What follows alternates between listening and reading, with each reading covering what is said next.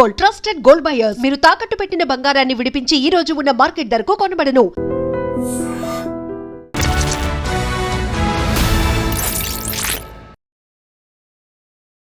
అందరికీ నమస్కారం. నేను Swaroopa Potlapalli. Welcome to iDream. చిన్న పెద్ద తేడా లేకుండా ఇప్పుడు అందరిలో అనేక రకాలైన గ్యాస్ట్రిక్ సమస్యలు వస్తున్నాయి. డాలాస్ లో గ్యాస్ట్రో ఎంటరాలజిస్ట్ గా పనిచేస్తున్న శ్రీపతి కేతు గారు నాతో పాటు ఉన్నారు. ఆయనతో మాట్లాడి అసలు ఈ ప్రాబ్లమ్స్ ఎందుకు వస్తూ ఉంటాయి, వాటికి సొల్యూషన్ ఎలా ఉంటుంది, ట్రీట్మెంట్ ఎలా తీసుకోవాలి, ఇలా అనేక విషయాలు డాక్టర్ గారిని అడిగి తెలుసుకుందాం. సార్ నమస్తే. నమస్తే అండి. గ్యాస్ట్రో ఎంటరాలజీలో మీకు ఎన్నో రికార్డ్స్ ఉన్నాయి సార్. అసలు ఈ గ్యాస్ట్రిక్ ప్రాబ్లం అనే దానికి సిమ్టమ్స్ ఎలా ఉంటాయి? గ్యాస్ట్రిక్ ప్రాబ్లం అంటే మనము ఫస్ట్ చాలామంది నాకు గ్యాస్ట్రిక్ ప్రాబ్లం ఉందంటారు. అది ఏం సిమ్టమ్ అనేది ఫస్ట్ తెలుసుకోవాలి. నేను ఎప్పుడైనా పేషెంట్ని చూసినప్పుడు అంటే వాళ్ళకి అసిడిటీ ప్రాబ్లమా, లేకపోతే డైజెషన్ సరిగ్గా కాదా, లేకపోతే పెయిన్ వస్తుందా, లేకపోతే ఏమైనా హార్ట్ బర్న్ వస్తుందా, ఇవి మనం చెక్ చేయాలన్నమాట. గ్యాస్ట్రిక్ ప్రాబ్లం అంటే ఏం చెప్తున్నారంటే తిన్న తర్వాత ఏదో అవుతా ఉందన్నట్టుగా.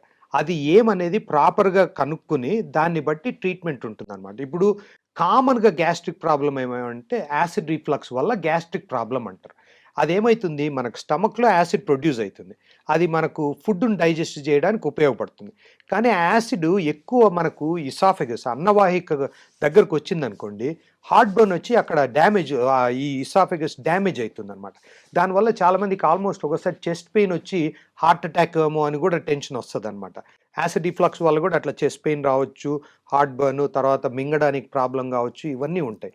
ఫస్ట్ అది యాసిడ్ రిఫ్లక్స్ అనేది కనుక్కోవాలి. యాసిడ్ రిఫ్లక్స్ అయితే ఎట్లాంటి ఫుడ్ తీసుకోవాలో అది రికమెండ్ చేస్తాం. ఒకసారి ఎండాస్కోపీ అని ఒకటి చేసి ఏమైనా డ్యామేజ్ ఉందా ఇదంతా చూస్తాం. అదొకటి. తర్వాత రెండోది గ్యాస్ట్రిక్ ప్రాబ్లం అంటే చాలామందికి కడుపులో మంట, కడుపులో నొప్పి ఉండడము, తిన్నా తినకపోయినా ఉంటుంది. అది అల్సర్ వల్ల ఉండొచ్చు, లేకపోతే ఇంకేదన్నా గాల్ బ్లాడర్ ప్రాబ్లం ఉండొచ్చు, ప్యాంక్రియాస్ ప్రాబ్లం ఉండొచ్చు. ఇవన్నీ చూడాలన్నమాట. ఒకసారి గ్యాస్ట్రిక్ ప్రాబ్లం అంటే జస్ట్ గ్యాస్ ఉన్నా కానీ గ్యాస్ట్రిక్ ప్రాబ్లం అంటాం. అదేమంటే మనం తిన్న ఫుడ్ ఏదైనా పడకుండా, ఇప్పుడు పాల పదార్థాలు మిల్క్ ఎక్కువ తీసుకుంటే లాక్టోజ్ ఇంటాలరెన్స్ మనకి ఇండియన్స్లో చాలా కామన్గా ఉంటుంది. దానివల్ల కూడా కొంచెము అది కొంచెం అన్కంఫర్టబుల్గా ఫీల్ అయితే దానికి కూడా గ్యాస్ట్రిక్ ప్రాబ్లం అంటారు. సో గ్యాస్ట్రిక్ ప్రాబ్లం అంటే ఏ సిమ్టమ్ అనే దాన్ని బట్టి మనం ప్రాపర్గా డయాగ్నోస్ చేసి ప్రాపర్ ట్రీట్మెంట్ ఇస్తాము. సార్, పసిపిల్లలు అప్పుడే పుట్టిన వాళ్ళలో కూడా ఇలాంటి గ్యాస్ట్రిక్ ప్రాబ్లమ్స్ మనం చూస్తూ ఉంటాం. ఆ పాలు కూడా, తల్లి పాలు కూడా అరక్క తేన్పులు లాంటివి పిల్లలకి వస్తూ ఉంటాయి. అలాగే పెద్దవాళ్ళలో ఒక రకంగా ఉంటాయి, అలాగే వృద్ధుల్లో ఇంకో రకంగా ఉంటాయి కదా. దీనికి పర్టికులర్ గా రీజన్స్ ఏముంటాయి సార్? ఇప్పుడు చిన్న పిల్లల్లో యాసిడ్ రిఫ్లక్స్ చాలా కామన్.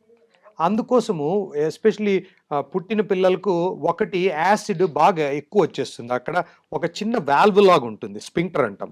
అది లూజ్గా ఉండి చిన్నపిల్లల్లో చాలామందికి యాసిడ్ రిఫ్లక్స్ వచ్చి మనం ఫీడ్ చేస్తానే అంత వామిటింగ్ చేసుకుని అదంతా చేస్తారు.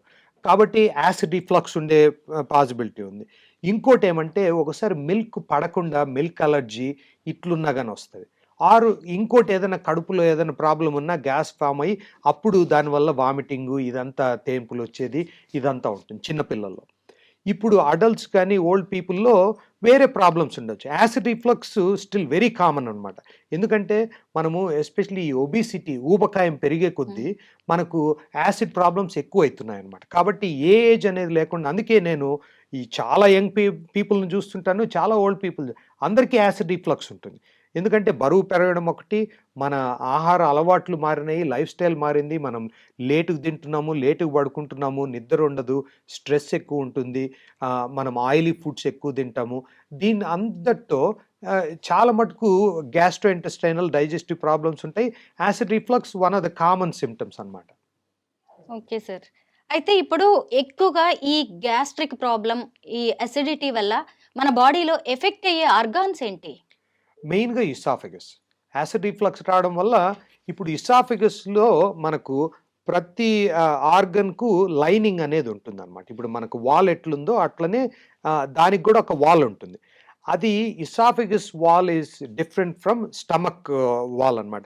స్టమక్లో ఎంత యాసిడ్ ఉన్నా స్టమక్ లైనింగ్ డ్యామేజ్ కాదు, ఎందుకంటే దేవుడు అట్లా క్రియేట్ చేశాడు అనమాట. స్టమక్ లైనింగు అది యాసిడ్ క్యారీ చేస్తుంది కాబట్టి అది యాసిడ్ను విత్ స్టాండ్ చేయడానికి ఉపయోగపడుతుంది. ఇప్పుడు యాసిడ్ మన గ్యాస్ట్రిక్ యాసిడ్ పిహెచ్ చాలా లో ఉంటుంది, అంటే చాలా అసిడిక్. మనం మెటల్ పెట్టినా అది కరిగేంత యాసిడ్ ఉంటుంది. అయినా మన స్టమక్ లైనింగ్ ఏం కరగకుండా డ్యామేజ్ కాకుండా ఉంటుంది. కానీ అదే యాసిడ్ ఇసాఫిగస్‌కి వస్తే ఇసాఫిగస్ వాల్ ఈస్ డిఫరెంట్ అనమాట. ఆ లైనింగే డిఫరెంట్‌గా ఉంటుంది. అది తట్టుకోలేదు. అందుకు మెయిన్ ఆర్గన్ ఏది ఎఫెక్ట్ అవుతుంది యాసిడ్ రిఫ్లక్స్ వచ్చినప్పుడు ఇసాఫిగస్ లైనింగ్ బాగా డ్యామేజ్ అయిపోయి ఇట్లా బర్న్ లాగా వచ్చి కాలిపోయి యాసిడ్‌తో దాంతో డ్యామేజ్ వస్తుంది. అది ఎక్కువ ఏళ్ళు అట్లే యాసిడ్ రిఫ్లక్స్ ఉందంటే ఒక్కోసారి ఇసాఫిగస్ క్యాన్సర్ కూడా వచ్చే పాసిబిలిటీ ఉందన్నమాట. లివర్ కూడా ఎక్కువగా ఎఫెక్ట్ అవుతుంది అంటారు సార్ గ్యాస్ట్రిక్ ప్రాబ్లం వల్ల? అంటే డైరెక్ట్‌గా లేదు గానీ, liver is also digestive organ. So, మనకు ఏదన్నా డైజెస్టివ్ ఇష్యూ ఉన్నా లివర్ ఎఫెక్ట్ అయితుంది. లివర్ వల్ల డైజెస్టివ్ ఇష్యూస్ ఉంటాయి. కానీ ఆ లివర్ ఎందుకుందంటే అది ఇట్ హెల్ప్స్ ద డైజెషన్ అనమాట. అంటే లివర్‌కి చాలా ఫంక్షన్స్ ఉన్నాయి. ఒకటి డైజెస్టివ్ ఇష్యూ వచ్చేటప్పటికి బైల్ అనేది ప్రొడ్యూస్ అయితుంది లివర్‌లో. ఆ బైల్ మనం తిన్న ఫ్యాట్స్‌ను వాటినన్నిటిని బ్రేక్ డౌన్ చేసి అది డైజెస్ట్ అయ్యి మనకు అబ్జార్ప్షన్ ఇదంతా హెల్ప్ చేస్తుంది. అది one of the main functions of liver. So, అట్లుంటుంది కాబట్టి ఏమాత్రం తేడా వచ్చినా డైజెషన్ ప్రాబ్లమ్ కావచ్చు, ఇదంతా ఉంటుందన్నమాట. ఈ గ్యాస్ట్రిక్ ప్రాబ్లం ఎంత ప్రాణాంతకమైంది అంటే ఒక్కోసారి పెద్ద పేగు క్యాన్సర్, చిన్న పేగు క్యాన్సర్, అలాగే లివర్ క్యాన్సర్ వరకు కూడా దారితీసే ప్రమాదం ఉంది అంటారు. నిజమేనా సార్? అంటే గ్యాస్ట్రిక్ ప్రాబ్లమ్ అంటే లివర్ క్యాన్సర్ అయితే కాజ్ చేయదు గానీ డ్యామేజ్ అవ్వడం. డ్యామేజ్ అయ్యే ఛాన్స్ ఉంది. కోలన్ క్యాన్సర్ వచ్చే ఛాన్స్ ఉంది. అంటే గ్యాస్ట్రిక్ ప్రాబ్లమ్ అంటే ఇప్పుడు అసిడిటీ వల్ల రాదు. అసిడిటీ వల్ల జస్ట్ ఇది యాసిడ్ రిఫ్లక్స్, ఇసాఫగస్ డ్యామేజ్ ఉంటుంది. అదే మెయిన్‌గా. ఇప్పుడు పెద్ద పేగు, చిన్న పేగు క్యాన్సరు అసిడిటీ వల్ల, గ్యాస్ట్రిక్ ప్రాబ్లమ్ వల్ల రాదు. మెయిన్‌గా ఇసాఫగస్సే ఎఫెక్ట్ అవుతుంది. మన గట్ హెల్త్ బావుండాలంటే ఎలాంటి జాగ్రత్తలు తీసుకోవాలి సార్? ఒకటి డయట్ మార్చుకోవాలి. డయట్ మార్చుకోకుండా ఏం చేసినా వేస్ట్. ఇప్పుడు మన proper traditional Indian food best అనమాట. ఇప్పుడు మనం తినే పప్పు, అన్నము, పెరుగన్నం గానీ, పెరుగులో ప్రోబయాటిక్స్ ఉంటాయి, మజ్జిగ ఇవన్నీ చాలా ఉపయోగపడతాయి. ఆకుకూరలు, కూరగాయలు, ఫ్రూట్స్ ఇవి బాగా తీసుకోవాలి. ఈ చికెన్‌లు, మటన్‌లు ఇవి డెఫినిట్‌గా తగ్గియాలా.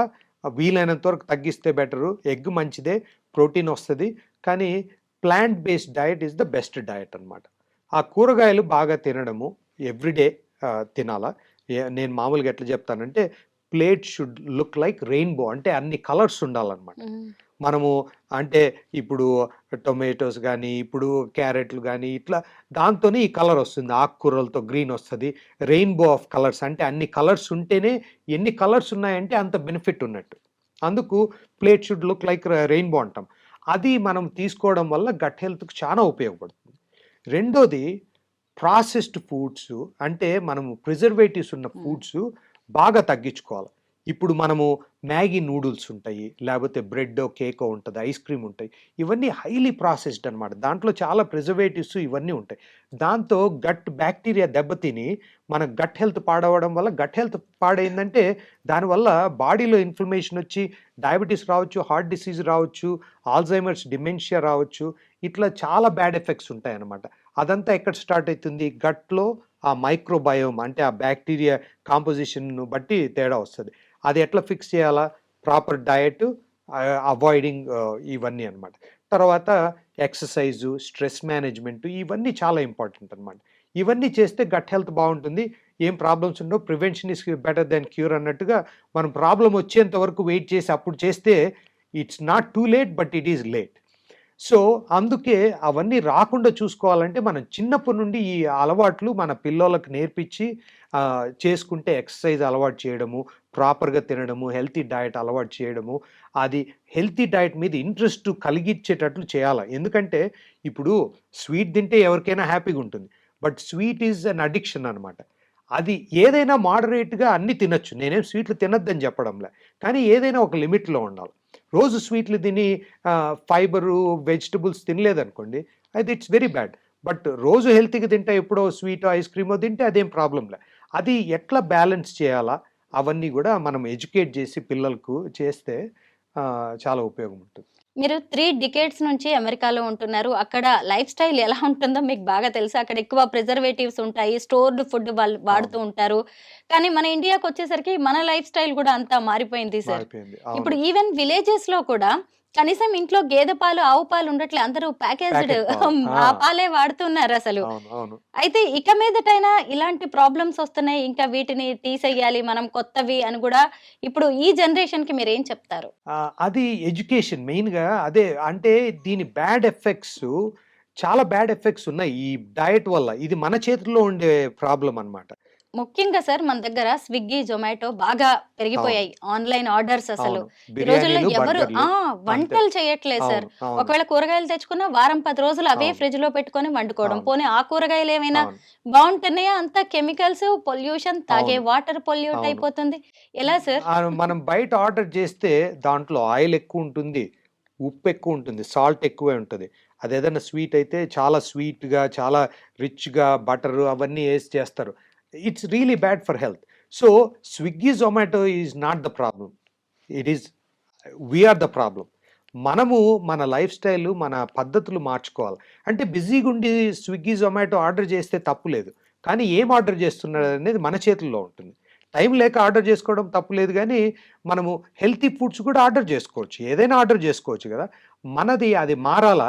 అదే ఎడ్యుకేషన్. దానికి నేను ఇప్పుడు ఒక యూట్యూబ్ ఛానెల్ గూడా స్టార్ట్ చేశాననమాట. ఎందుకంటే చాలా మిస్‌ఇన్ఫర్మేషన్ ఆన్‌లైన్ ఉంది గాబట్టి, కొంచెం క్రెడిబుల్ సైన్స్ బేస్డ్ ఇన్ఫర్మేషన్ ఇస్తామని యూట్యూబ్ ఛానెల్ గూడా స్టార్ట్ చేసి to educate people about bad effects of bad eating hmm. And benefits of good eating. ఇప్పుడు మన బ్రెయిన్ ఎట్లంటే మనం ఎట్లా ట్రైన్ చేస్తామో అదే అడుగుతదనమాట. ఇప్పుడు స్వీట్‌కి అడిక్షన్ ఉందంటే బ్రెయిన్ నెక్స్ట్ డే గూడా స్వీటే అడుగుతుంది. మామూలుగా స్టడీస్ గూడా ఏమంటారంటే sweet addiction is as bad as cocaine addiction అంటారు. అంత బ్యాడ్ అనమాట. ఇప్పుడు కొకైన్ ఒక ఒకసారి అడిక్షన్ వచ్చిన తర్వాత ఒకరోజు తీసుకోకపోయినా ఎట్లా విత్‌డ్రావల్ వస్తుందో, స్వీట్ గూడా ఒకసారి బాడీకి అలవాటైతే బ్రెయిన్ అలవాటయిందనుకోండి, ఒక్కరోజు తీసుకోకపోయినా విత్‌డ్రావల్ వస్తుందనమాట. అది మనము స్లోగా ఆ హ్యాబిట్‌ని చేంజ్ చేసుకుంటే you will start enjoying even healthy foods can be enjoyable. కానీ అది గ్రాడ్యుయల్‌గా చేంజ్ చేయాలి. ఇప్పుడు స్వీట్ ఒక్కటే మనకు ఎంజాయ్‌మెంట్ ఉండదు. ఈవెన్ హెల్తీ ఫుడ్స్‌లో కూడా you can make it enjoyable.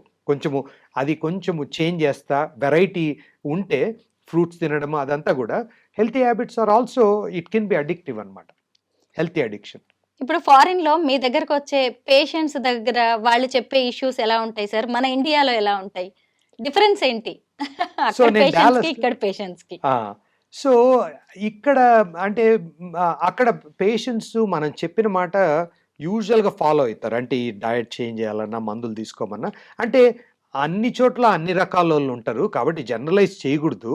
India bad, ఈ యూఎస్ ఏదో బెటర్ అని ఏం కాదు. హ్మ్. పీపుల్ బిహేవియర్ ఎక్కడైనా ఒకటే ఉంటుంది. కానీ అక్కడ కొంచెం రూల్స్ ఫాలో అయ్యే నేచర్ ఉంటుంది కాబట్టి యూఎస్‌లో మనం చెప్పినవి కొంచెం ఫాలో కావడానికి ట్రై చేస్తారు. ఇండియాలో నేను అంటే ఇప్పుడు అక్కడ ఇండియన్ పేషెంట్స్‌ని కూడా చూస్తా గదా! ఇండియన్ పేషెంట్స్ జనరల్‌గా వెల్ ఎడ్యుకేటెడ్ పేషెంట్స్‌ని చూస్తాను. వాళ్ళు they go on the internet, they research, they have their own opinion, they have their own way of approaching things. ఒకసారి మనం చెప్పినవన్నీ ఫాలో కాకపోవచ్చు. ఆరు మనం ఏదన్నా ఒకటి చెప్తే ఇంకో మాట చెప్పు అన్నట్టుగా ఉంటుందన్నమాట. అంటే ఇంకేం చేయొచ్చు? అమెరికన్స్ ఎట్లంటే కొంచెము ఏంటే క్వెషన్ చేయకుండా ఫాలో అయితారు జనరల్‌గా. అన్‌లెస్ ఏదన్నా కొంచెం ఆడ్‌గా అనిపిస్తే తప్ప యూజువల్ క్వెషన్ చేయరు. అది డిఫరెన్స్. బట్ మెయిన్‌గా ఎక్కడైనా మనము టైమ్ స్పెండ్ చేయాలి. ఇక్కడ ఇండియాలో ఒక ప్రాబ్లమ్ ఏమంటే పేషెంట్ ప్రాబ్లమ్ కంటే డాక్టర్ ప్రాబ్లమ్ కూడా ఉంది. డాక్టర్ ఎక్కువ టైమ్ స్పెండ్ చేయరు. 2, 3 మినిట్సే స్పెండ్ చేస్తారు. అందుకు వాళ్ళకు బ్రెయిన్‌లో అది అతుక్కోదు. మనం ఏదైనా చెప్తే ఎందుకంటే doctor they don't have any time here. So, అందుకు చూస్తానే మందులు రాసిచ్చి పంపించేస్తారు. ఎందుకంటే టైం లేదు. అవి డాక్టరు మనకు ఇట్లా లైఫ్ స్టైల్ చేంజ్ చేయాలా, ఎక్సర్సైజ్ చేయాలా, కొంచెం టైమ్ స్పెండ్ చేసి చెప్పడం వల్ల యూఎస్‌లో ఎందుకు ఫాలో అయితారంటే అదేదో అదే చెప్పినట్టు అమెరికన్స్ బెటర్ అని కాదు. నేను చూసే పేషెంట్లు 99% అమెరికన్సే. కానీ అక్కడ మోర్ టైమ్ స్పెండ్ చేస్తాం కాబట్టి వాళ్ళు ఫాలో అయ్యే ఛాన్స్ కూడా ఎక్కువ ఉంటుందన్నమాట. ఈ గ్యాస్ట్రిక్, అసిడిటీ ప్రాబ్లమ్స్ అనేవి మనం తినే ఫుడ్ వల్ల ఎక్కువగా వస్తూ ఉంటాయి. డెఫినెట్‌గా. ఇంతకుముందు మన ఇంట్లో ఎవరికైనా కడుపు నొప్పి వచ్చిందన్నా, కడుపు ఉబ్బరంగా ఉందన్నా మన పెద్దవాళ్ళు వాము తీసుకోండి, ఇంగువ అవును. మింగండి అని చెప్పేవాళ్ళు. అవునవును. అంటే మన వంటిల్లే ఒక పెద్ద ప్రయోగశాల. అవును. అదే కరెక్ట్. పెద్ద హాస్పిటల్ గూడా మన ఇంట్లో కరెక్ట్. మనకే. యాహ్! ఇంకా ఏం చేయొచ్చంటారు సార్ మన వంటగది నుంచి, మన ఇంట్లోంచే వంటింటి చిట్కాలు ఏముంటాయి? అవును. అది యాక్చువల్‌గా మీరు చెప్పింది మంచి point. It's called food as medicine అంటాం. అంటే మనం ప్రాపర్‌గా ఫుడ్ తీసుకోవడం వల్ల మెడిసిన్ తీసుకునే అవసరం రాదనమాట. మనకిప్పుడు అందుకే pantry is our best bet అనమాట. మన కిచెన్‌లోనే అన్ని యూజ్‌ఫుల్ ఫుడ్స్ అన్నీ ఉన్నాయి. మనం ఐడెంటిఫై చేసి అవి ప్రాపర్గా యూజ్ చేస్తే, ఇప్పుడు మన ట్రెడిషనల్ ఇండియన్ ఫుడ్డే ఉంది, మనము ప్రాపర్గా ఇప్పుడు ఏదో కూరలు, పప్పు కానీ, సాంబార్ కానీ, ఇవన్నీ చాలా బెనిఫిట్స్ ఉన్నాయి. సో అవి ప్రాపర్గా చేసుకోకుండా మనం ఎక్కువ ఆయిలీ ఫుడ్స్ అవి తీసుకోవడం వల్ల గ్యాస్ట్రిక్ ప్రాబ్లం, యాసిడ్ రిఫ్లక్స్ అది అనుకున్నాం కదా. ఎక్కువ ఫ్యాట్ ఉంటే యాసిడ్ రిఫ్లక్స్ వస్తుంది, షుగర్ ఎక్కువైనా యాసిడ్ రిఫ్లక్స్ వస్తుంది. ఇప్పుడు చాక్లెట్ కానీ, స్వీట్స్ ఎక్కువ తిన్నా వస్తుంది, లేకపోతే ఒబీస్గా ఊబకాయం ఉన్నా కానీ యాసిడ్ రిఫ్లక్స్ వస్తుంది. సో బరువు తగ్గి ప్రాపర్గా తింటే చాలా మటుకు గ్యాస్ట్రిక్ ప్రాబ్లమ్స్ తగ్గుతాయి.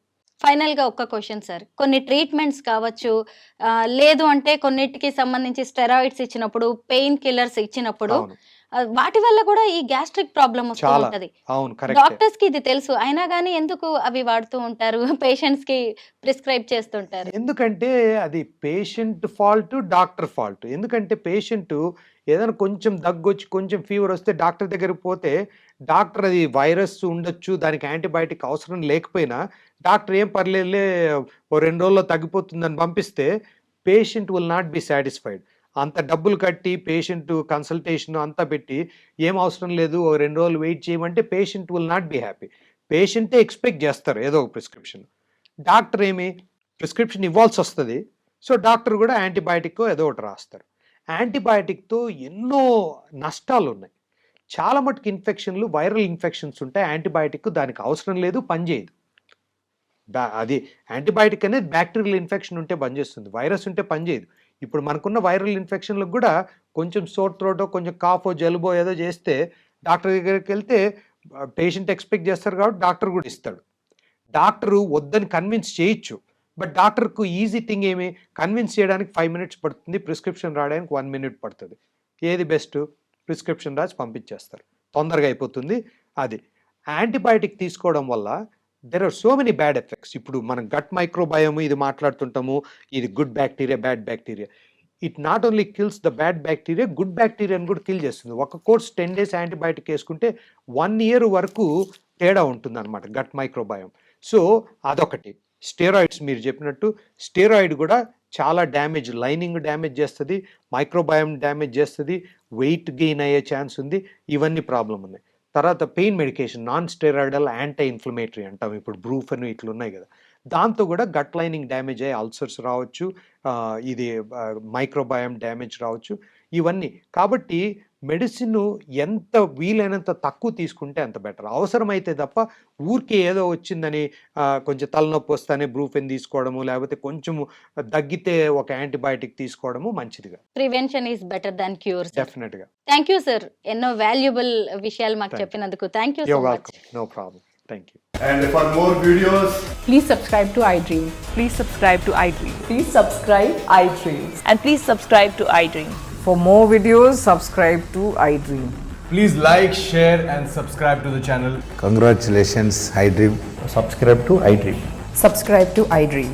So subscribe to iDream Media. iDream team అందరికి huge congratulations. Please subscribe iDream Media. Please subscribe to iDream. Subscribe iDream. Please subscribe to iDream. iDream అంటే నా కళల ఛానల్ సబ్స్క్రైబ్ చేసుకున్న నోరు తిరుగుతలేదు, మీరైతే గంట గుర్తు కొట్టండి. For more such videos, please subscribe to iDream. Subscribe to iDream. Please subscribe to iDream. Please subscribe iDream Media. Please do subscribe to iDream. Please subscribe to iDream Media. For best entertainment and information, please subscribe iDream. And don't forget to subscribe to iDream.